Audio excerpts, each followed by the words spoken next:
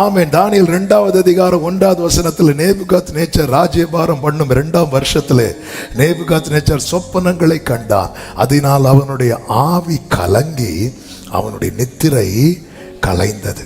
அதுபோலதான் பெல்ஷாத்சார் தானியேல் 5வது அதிகாரத்துல திடீரென்று ஒரு மனுஷ கைவிரல்கள் தோண்டி ஆமென் செவுரில் எழுதுது. அந்த எழுத்தை பார்த்ததும் 6வது வசனத்துல ஆமென் அவனுடைய முகம் வேறுபட்டது, அவனுடைய நினைவுகள் அவனை கலங்க பண்ணினது, அவனுடைய இடுப்பின் கட்டுகள் தளர்ந்தது, அவனுடைய முழங்கால்கள் ஒன்றோடொன்று. ஆமென். என்னதுன்னு அர்த்தம்?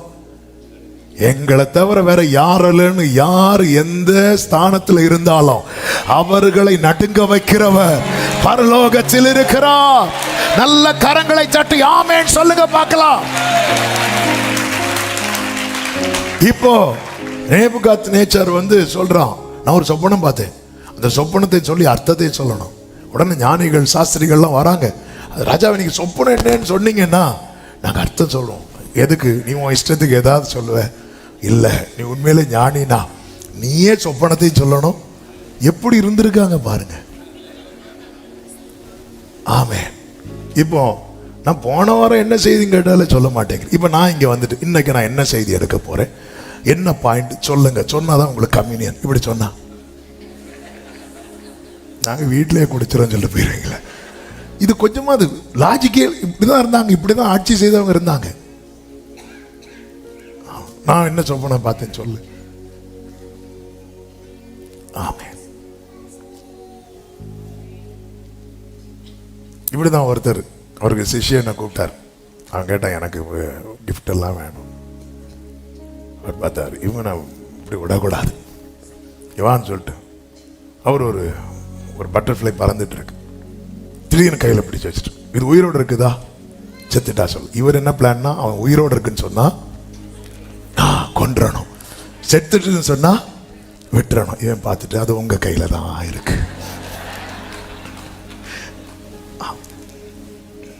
இப்படிதான் எசேக்கியேல் சொன்னார், இந்த எலும்புகள் உயிரடையுமா? உயிரடையாதான். நான் என்ன சொன்னாலும் மாட்டுவேன். ஆண்டவரே அது உமக்கு தான் தெரியும். ஆமென். குருவே அது உங்க கையில தான் இருக்கு. ராஜா சொல்லிட்டார், எல்லாரும் அவ்வளவுதான் சொல்லலையே, எல்லாரையும் கொலை செய்யணும். அப்போ தானியேல் டைம் கேட்கிறான். ஆண்டு சமூகத்தில் போய் ஜெபிக்கும் போது கர்த்தரை வெளிப்படுத்துகிறார். அவன் கண்டு சொப்பனம் ஒரு உயரமான சிலை. நான் அந்த சொப்பனத்தை விளக்க போகல. அப்பொழுது கைகளால் பெயர்க்கப்படாத ஒரு கல் எங்கிருந்து வந்ததுன்னு தெரியல.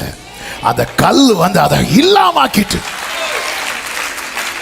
பிரியமான கர்த்தருடைய பிள்ளைகளே, உங்க மேல ஒரு அழைப்பு இருக்கு, உங்க மேல ஒரு அபிஷேகம் இருக்கு.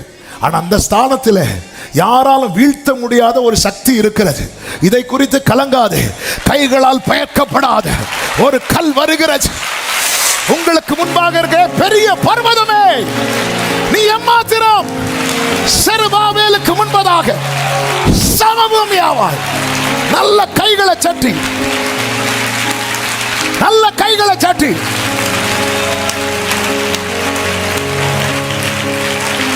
ரிமாலா ஜடரபா கரபா ஷதரபா. ஓ, உனக்கு முன்பாக வாசல்களை திறந்து வைப்பேன் சொன்னா திறந்து வைப்பார், திறந்து வைப்பார், திறந்து வைப்பார். நீ முன் குறிக்கப்பட்டவன் அல்லவா? நீ முன் நியமிக்கப்பட்டவன் அல்லவா? ஆமே. அவர் ராஜாக்களை தள்ளி ராஜாக்களை ஏற்படுத்துகிறவர். ஹல்லேலூயா. ஆமே. என்னுடைய உயர் தலங்களில், இதான் தாவீது சொல்றாரே சங்கீதம் 18, என்னுடைய உயர் தலங்களில் என்னை நிறுத்துகிறார். 35 நினைக்கிறேன். சங்கீதம் 18:35. அவரின் கால்களை மான் கால்களை போலாக்கி, அதுக்கு மேல இருக்கு, கால்களை மான் கால்களை போலாக்கி. 33, என் உயர் தலங்களில்.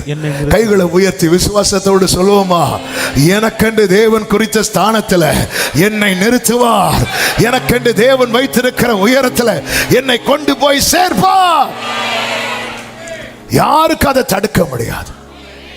நேபுகாத்நேச்சாரா இருந்தாலும் யாரா இருந்தாலும் இது எப்படி வந்தது என்று தெரியவில்லை. இஸ்ரவேலருடைய இந்த துணிகரத்தினால கர்த்தர் சத்துருவை வளர விட்டார். நல்ல கவனமா கேளுங்க. சத்துரு வளர காரணம் என்ன தெரியுமா? நாம தான். அதாவது பிரச்சனைகள்ல ரெண்டு விதங்கள் இருக்கிறது. ஒரு பிரச்சனையை இல்லாமலே ஆக்கிடுவார், சில பிரச்சனையை தொடர வச்சுட்டே இருப்பார். அதுவும் நான் இப்ப டச் பண்ணேன்னா செய்தி மாறிடும். அதுவும் இன்னொரு நாள் பேசலாம். அதாவது அப்படி வச்சுட்டே இருப்பார், என்ன பண்ணாலும் எடுக்கவே மாட்டார். அதுக்கு காரணம் நாம. புரியும்படி சொன்னோம்னா, பவுல் லைஃப்ல ஒரு முள்ள தூக்குறதுக்கு எவ்வளவு நேரம் தாங்க ஆகும்? பவுலே தூக்கிட்டாரு. இப்படி முள்ள இப்படி எடுக்கிறதுக்கு எவ்வளவு நேரம் ஆகும்? வேண்டாம், எடுக்கவே மாட்டேன்ட்டார். அப்பதான் பவுல் சொல்ற, நான் என்னை உயர்த்தாதபடிக்கு. அவன் அதான காரணம். அதுக்கு அவர் ஒவ்வொரு வாட்டி எடுக்கும் போதெல்லாம் அப்போ அவ்வளவுதான் எடுக்கும் போதெல்லாம் அப்பதான் சொல்றார். கொரிந்தியருக்கு எழுதுறார், அப்போஸ்தலர்கள் பேர் பெறுவதற்கு நான் பாத்திரவானே அல்ல, அப்போஸ்தலர் எல்லாரிலும் நான் சிறியவன். சிறியவன் சொல்லும் போதே கிருபை கிடைக்குது. ஆகிலும் நான் அவங்க எல்லாரை விட நிறைய பிரயாசப்பட்டேன். குத்து நான் அல்ல, எனக்குள் இருக்கிற தேவ கிருபையே அப்படி.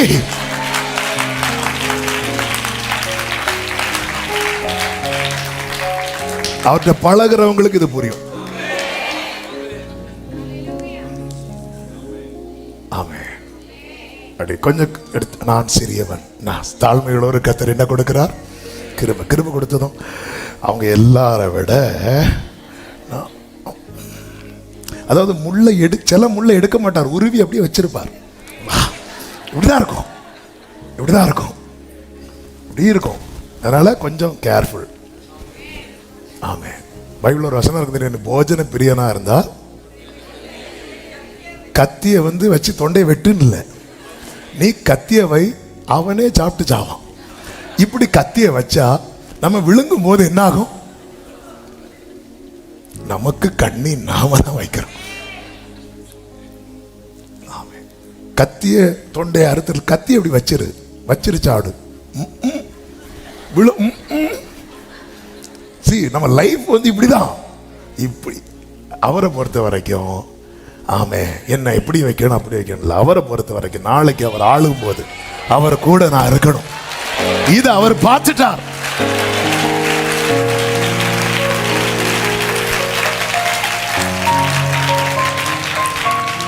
கர்த்தர் பாபிலோனை விழ வைத்து கோரேசை கொண்டு வருகிறார்.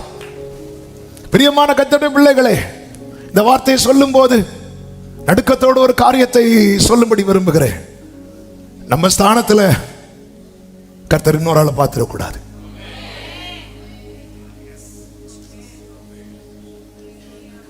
நரகத்தை விட வேதனை அது.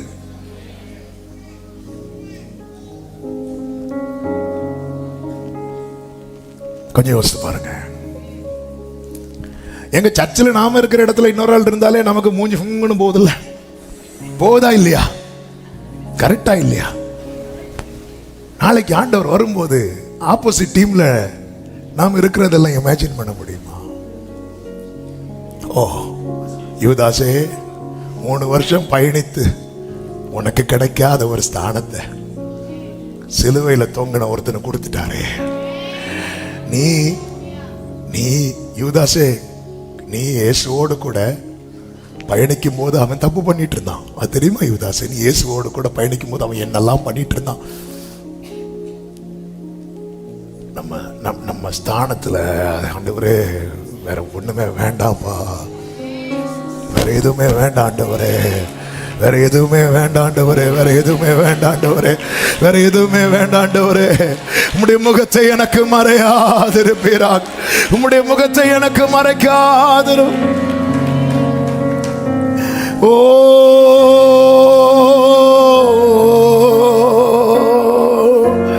ஜீசஸ், என்னை பாரும், என்னை பாரும், உம் முகத்தை மறைக்காதிரும். கெஞ்சுகிறே கெஞ்சுகிறே, என்னை பாரும்.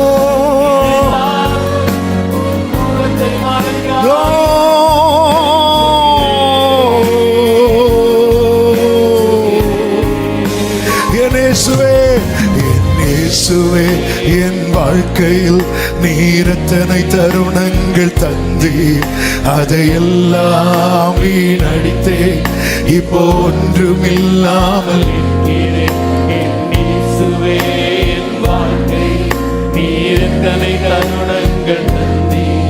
அதையெல்லாம் வீணடித்தே இப்போ ஒன்று. கைகளை உயர்த்தி என்னை பாரோ, முகத்தை மறைக்காதிரும் கெஞ்சுகிறேன், கெஞ்சுகிறேன். என்னை பாரோ, முகத்தை மறைக்காதிரும் ஜீசஸ். ஆமென், ஆமென். ஆமோஸ் 7வது அதிகாரத்திலே கர்த்தர் சொல்லுகிறார், இதோ ராஜாவினுடைய புல்லறுப்புக்கு பின் 2ஆம் கந்தாயத்து புல் முளைக்க தொடங்குகையில் அவர் வெட்டு கிளிகளை உண்டாக்கினார். புல் முளைக்க தொடங்குகையில் எப்படிங்க இருக்கும்? நம்ம பிரயாசத்துக்கு பலனை பார்க்கலான் இருக்கும் போது வெட்டு கிளி வந்து அடிக்குது. உடனே ஆமோஸ் கத்துறா, ஆண்டவரே மன்னித்தருளும். யாக்கோபு திரும்ப யாரால் எழுந்திருப்பான்? அவன் சிரித்து போனானே ஆண்டவரே, அவன் சின்னதாயிட்டான்பா. அவனை பத்தி நீங்க சொன்னது என்ன? சிறு கூட்டம்னு சொன்னீங்க, பலத்த ஜாதியாக்குவேன்னு சொன்னீங்க, வாக்கு தத்தம் பலத்த ஜாதி.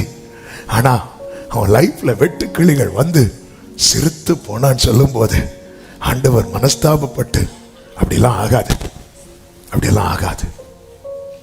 இங்க சொல்லப்பட்டிருக்கிறது தெரியுமா? The Lord repented for this. ஆண்டவர் மனம் திரும்புறார். இதான் யாக்கோபு உன் மேல அவர் வச்ச அன்பு. எப்ப நம்ம கடைசியில் ஆண்டவரே மனம் திரும்ப வச்சிட்டோம். ஆண்டவர் அப்படிலாம் ஆகாது. திருப்பி யாக்கோபு தப்பு பண்றான். அடுத்து அக்கினி, அக்கினியில் அடி வாங்கணும். ஏன்னா தீர்க்கதரிசினா அப்ப கேட்கலாம், ஆண்டவருக்கு இல்லாத பாரம் இவனுக்கு இல்ல. தீர்க்கதரிசினா தீர்க்கதரிசிய பாரம் இல்ல, அவனுக்குள்ள இருக்கிற ஆவியானவர். அவர் தான் வாக்கு கடங்காத. நமக்கு தெரியாது, நமக்காக ஜெபிக்க யாரும் இல்லைன்னு நினைக்காதீங்க. நமக்குள்ள இருந்து ஆவியானவரும் பிதாவின் வலது பாரிசத்திலிருந்து இயேசு கிறிஸ்துவும். ஆமென். நான் இந்த ரெக்கமெண்டேஷன்ல தான் நின்றுட்டு இருக்கிறேன். நம்ம இந்த ரெக்கமெண்டேஷன்ல தான் நிக்கிறோம். ஆண்டவரே அவன் சிரித்து போனாம்பா, அவன் சிரித்து போன. ஆண்டவர் மனஸ்தாபப்பட்டு அப்படியாவது இல்லை. 7வது வசனத்தில் சொல்லப்பட்டிருக்கிறது, பின்பு எனக்கு காண்பித்து தூக்கு நூல் பிரமாணத்தினால் கட்டப்பட்ட ஒரு மதிலை காண்பிக்கிறார். நீ எதை காண்கிறாய்? நான் தூக்கு நூலை காண்கிறேன் சொல்லிட்டு 8ல சொல்றார், இனி அவர்களை மன்னிக்க மாட்டேன். அதன் அர்த்தம் என்ன? அந்த டைம் முடிஞ்சு போச்சு. நல்லா புரிந்து கொள்ளுங்கள். காலம் தாண்டி எந்த காரியம் செயல்பட்டாலும் பிரயோஜனம் இல்லை. காலம் தாண்டி அழுதவன் ஏசா, நோ யூஸ். காலம் தாண்டி கர்த்தரை தேடினவன் சவுல், நோ யூஸ். காலம் தாண்டி மனஸ்தாபப்பட்டவன் யூதாஸ், நோ யூஸ். ஏசாவும் அழுதான், யாக்கோவும் அழுதான். யாக்கோபு அழ வேண்டிய காலத்தில் அழுதான், ஏசா காலம் தாண்டி அழுதான், நோ யூஸ். இன்னும் சொல்ல வேண்டுமானால் யாக்கோபை விட சத்தமிட்டு அழுதது ஏசா. ஆனா காலம் தாண்டி அழுதான், பிரயோஜனம் இல்லை. சவுலும் தப்பு பண்ணான், தாவீதும் தப்பு பண்ணார். சவுல் பண்ணதை விட தாவீது இன்னும் ஒரு ஸ்டெப் மேலதான் பண்ணான்னு சொல்லலாம். ஆனா தாவீது தேட வேண்டிய இடத்துல தேடிட்டான். அப்பா என்னை தள்ளிடாதீங்க. சவுல் பாருங்க, செய்ய வேண்டியதெல்லாம் செஞ்சு முடிச்சுட்டு கடைசியில கர்த்தரை தேடுறான், தென்படல. உடனே அவன் யார்கிட்ட போறான்? ஏன் தெரியுமா? அந்த காலம் தாண்டி விட்டது. உன்னை ராஜாவா இராதபடி புறக்கணித்தார் சொல்லும் போதே சாமுவேல் வஸ்திரத்தை கிழிக்கிறதுக்கு பதில் சவுல் தன் வஸ்திரத்தை கிழித்து ஆண்டவர் சமூகத்தில் விழுந்திருந்தால் அவர் மனஸ்தாபப்பட்டிருப்பார். அவர் இரக்கத்தில் ஐஸ்வர்யம் உள்ளவர் அல்லவா? ஆனா அந்த காலத்தெல்லாம் வீணாக்கி விட்டு காலம் தாண்டி தேடலாம். பேதுரு மனஸ்தாபப்பட்ட ஒரே இரவுல 2 சீஷர்கள் தப்பு பண்றாங்க, யூதாசும் பேதுருவும். யூதாஸ் அவரை சபிக்கவில்லை, யூதாஸ் அவரை தெரியாது. யூதாஸ் அவரை தெரியும்னா, பேதுரு அவரை தெரியாதுன்னா. ஆனா அந்த இரவுல பேதுரு மனஸ்தாபப்பட்டான், யூதாஸ் ஒரு நாள் தள்ளி மனஸ்தாபப்பட்டான். காலம் தாண்டி எது செஞ்சாலுமே அவர் முகத்தை திருப்பிட்டார்னா நான் அழுதும் பிரயோஜனம். அதாவது நான் அழுறத பார்க்கறதுக்கு அவர் இல்லைன்னா, இந்த பூமியில நான் அழுறத பார்க்க யார் இல்லைனாலும் பரவாயில்ல, எனக்கு இன்னைக்கும் நான் அதாவது ஆண்டவர் சமூகத்தில் நான் அழும்போது அவ்வளோ ஒரு நம்பிக்கை இருக்கு. என்ன தெரியும், அவர் பார்க்கிறார், இந்த கண்ணீருக்கு பேசும். ஆனா அழ பார்க்கறதுக்கு அவர் இல்லைன்னா, நான் ஆண்டவரே ஆண்டவரே மனசாப்பட பார்க்க அவர் இல்லைன்னா, நான் தேட பார்க்க அவர் இல்லைன்னா, காலம் தாண்டி எதையும் செய்யாத இஸ்ரவேலரே, காலம் தாண்டி விட்டது. கர்த்தர் கோரேசை கொண்டு வருகிறார், கோரேசை கொண்டு வருகிறார். எஸ்ராவின் புஸ்தகம் 1வது அதிகாரம் அதனுடைய 1வது வசனத்திலே சொல்லப்பட்டிருக்கிறது. எஸ்ரா 1:1 வாசியுங்கள். எரேமியாவின் வாயினாலே கர்த்தர் சொன்ன வார்த்தை நிறைவேறும்படி பெர்சியாவின் ராஜாவாகிய கோரேசுடைய முதலாம் வருஷத்திலே கர்த்தர் பெர்சியாவின் ராஜாவாகிய கோரேசின் ஆவியை ஏவினதினாலே. இப்போ ஆவியானவர் யாருக்குள்ள இருந்து ஏவரா? இங்க இருக்க வேண்டியவர் எப்படி அங்க போனார்? அங்க இருக்கிற வேண்டியவர் எப்படி இங்க வந்தா? ஆவியானவர் இஸ்ரவேல் கோத்திரத்திலிருந்து தலைவர்களை எழுப்பி ஏவிட்டே இருந்த நாட்கள் போய் இப்ப அங்க இருந்து வெளியே வரார். வெளியே வந்து கோரேசுடைய ஆவியே, நல்ல கவனமா கேளுங்க. ஏசாயா தீர்க்கதரிசினால் உரைக்கப்பட்டது கோரேஸ் வாழ்க்கையிலே கர்த்தர் செய்ய போகிறது. எரேமியா தீர்க்கதரிசினால் உரைக்கப்பட்டது கோரேஸ் செய்ய வேண்டியது. தீர்க்க தரிசனம் என்பது 2. 1 கர்த்தர் நம்முடைய வாழ்க்கையில செய்ய போகிறது, 2 நாம் செய்ய வேண்டியது. எனக்கு நான் அபிஷேகம் பெற்றது அந்நிய பாஷை பேசுவதற்கு மட்டுமல்ல, எனக்குள்ள இருக்கிற ஆவியானவர் அதற்கு நேராய் நடத்துவார். இந்த பெர்சியா ராஜாவாகிய கோரேஸ் வருகிறான். நேரம் போய்விட்டதுனால வேகமாய் சொல்லி ஜெபிக்க விரும்புகிறேன். கோரேஸ் வந்து ஆவியானவர் ஏவுகிறார். அது மட்டுமல்ல, 2வது வசனத்திலே சொல்லப்பட்டிருக்கிறது, பரலோகத்தின் தேவனாகிய கர்த்தர் பூமியின் ராஜ்யங்களை எல்லாம் எனக்கு தந்தருளி. கர்த்தர் சொன்னபடி செஞ்சிட்டார்ல, பாபிலோனை அடிச்சு இவன் கையில கொடுத்துட்டார்ல, பூமியின் ராஜ்யங்களை எல்லாமே கொடுத்துட்டார், எல்லாமே கொடுத்துட்டார். எதுக்கு கொடுத்தார்? எதுக்கு கொடுத்தார்? அதுதான், அதுக்கு பின்னாடி ஒரு பர்பஸ் இருக்கிறது. ஆவியினால் ஏவப்படுகிறவன் அந்த பர்பஸை பார்க்கிறான். ஆமென். இந்த கோரேஸ் என்ன செய்தான் தெரியுமா? எதுக்கு கொடுத்திருக்கிறார் தெரியுமா? எருசலேமில் தமக்கு ஆலயத்தை கட்டும்படி. நான் கிங்டமுக்கு உரியவன். இந்த பூமியில கர்த்தர் எவ்வளவு உங்களை உயர்த்தி வைத்தாலும், எவ்வளவு மேன்மைப்படுத்தினாலும், எதற்கு கர்த்தர் இப்படி வைத்திருக்கிறார் என்கிற சிந்தை தேவை. இது இல்லாததுனால இஸ்ரவேலருடைய கிரியை எப்படிப்பட்ட கிரியை இருந்தது தெரியுமா? வெறுமையிலும் வெறுமை. தேவ ராஜ்யத்துக்கு, தேவ சபைக்கு நான் எந்த அளவுக்கு பிரயோஜனமாக இருக்கிறேன். இப்ப எல்லாம் எனக்கு எது கொடுத்திருக்கிறார்? ஆவியானவர் ஏவரார். தாவீது அதனாலதான் ஜெபிக்கிறார், உமக்கு பிரியமானதை செய்ய எனக்கு கற்றுத்தார் நீரே என் தேவன், உம்முடைய நல்ல ஆவி என்னை செவையான வழியிலே நடத்துவாராக. சொல்ல, நீங்க போறவங்க எல்லாம் போங்க, போக முடிஞ்சவங்க எல்லாம் போங்க, உங்களுக்கு என்ன வேணும் எடுத்துட்டு போங்க சொல்லிட்டு இந்த கோரேஸ் செய்கிற ஒரு காரியம் உண்டு. என்ன தெரியுமா? நேபுகாத்நேச்சார் எருசலேமை சுட்டெரித்து வரும்போது ஆலயத்திலிருந்து நிறைய ஆலயத்தின் பொக்கிஷத்தெல்லாம் எடுத்துட்டு வருவான். இந்த கோரேஸ் என்ன செய்தா தெரியுமா? அதெல்லாம் எண்ணி கொடுத்தான் இருக்கும், எண்ணி கொடுத்தான். வார்த்தையின்படி செயல்படுகிறவன் ஒரு காரியத்தில் உறுதியா இருப்பான், பிறனுடைய ஒன்றை அண்ட இருக்க கூடாது. இயேசு உயிர் தெழுந்து போகும்போது அவரை சுத்தி இருந்த சேலையை கூட வச்சுட்டு தான் போனார். இன்னொருத்தனுடையது கல்லறையை கூட கொடுத்துட்டு தான் போனார். ஒரு தேவ பிள்ளையினுடைய அடையாளம், அபிஷேகம் பெற்றவனுடைய அடையாளம் இன்னொருவனுடையது என்கிட்ட இருக்கக்கூடாது. எண்ணி பாரு, இருக்கா பாரு. ஆமே, பிறனுடைய யாதொன்றையும். ஏன்னா எனக்கு முன்னாக வாசலை திறந்தது நான் அல்ல, வேற யாரும் அல்ல, கர்த்தர். இந்த வார்த்தையை சொல்லி நான் இங்க ஜெபிக்கிறேன். கர்த்தரிடத்திலிருந்து நன்மையை பெறுகிற சபையை வேற யாருடைய எதுவும் உங்க கையில் இருக்கக்கூடாது. இருக்குதா கூப்பிட்டு கொடுத்துருங்க. அது அது நேபுகாத்நேச்சர் செஞ்சார், நாங்க என்ன பண்ணோம் இல்ல, அது எங்க அப்பா பண்ணது. உங்க அப்பானாலும் சரி, உங்க தாத்தானாலும் சரி, உங்கள் இன்னொருடைய வஞ்சித்தோ பிறனுடைய இருக்கக்கூடாது. ஏசு அதை வச்சுதான் சாத்தான் கிளைம் பண்ணுவான். இயேசு காட்டி கொடுக்கப்படுவதற்கு முன்பதாக சொல்லும் ஒரு வார்த்தை உண்டு, இதோ உலகத்தின் அதிபதி வருகிறான், அவனுக்கு என்னிடத்தில். அவரை ஒரு துணியில சுத்தி வைக்கிறாங்க. அவர் உடுத்திருந்த வஸ்திரத்தை எடுத்துட்டாங்க. துணியில சிலர் பாருங்க போட்டுட்டு வந்த செருப்பு இல்லைன்னா வேற ஏதாவது செருப்பு போட்டு போவாங்க. இந்த அப்படி இருக்க கூடாது. அவரு கிடைக்கல,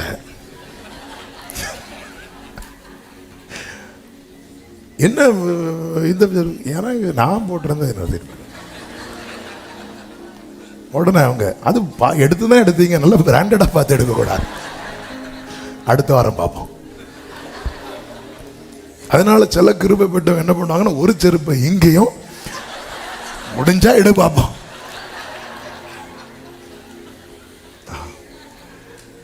ஆண்டவர் உடுத்திருந்த வஸ்திரத்தை உருவிட்டாங்க. இப்ப அவர் வேறொரு துணியில சுத்தி வைக்கிறாங்க.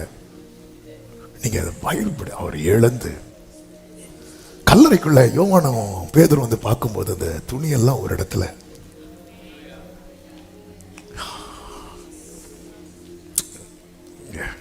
வச்சுட்டு போயிட்டார். கல்லறை கூட அவர் யாருக்கும் கடனாளி அல்ல.